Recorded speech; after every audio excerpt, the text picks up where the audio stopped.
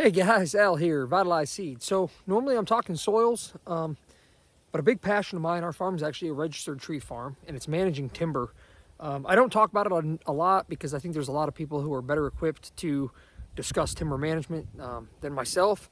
But I do want to show you something. So I'm a big fan of nrcs and equip contracts if you can work with them in your area. Mine have been just absolutely awesome. Our state forester is a wonderful girl who I've really enjoyed working with, and the ones before her were great too.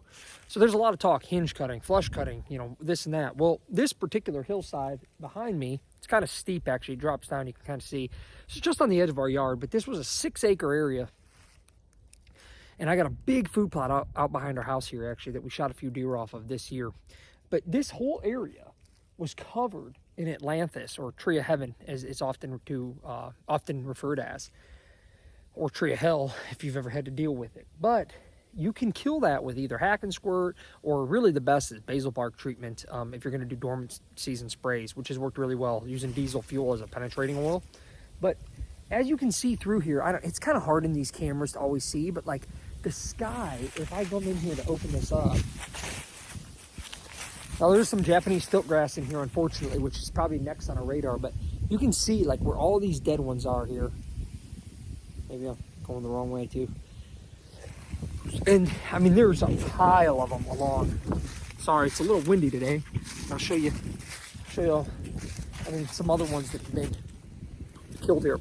So why am I talking about that? Well, the reason is because I think it's really useful. Now I see all these cherry, there's oaks, there's some junk like, you know, sassafras or something like that. That's never gonna have a high timber value, but there's a ton of sunlight all through this little 6-acre. And it was not that much work to go in there and do that. I also cut the grapevines.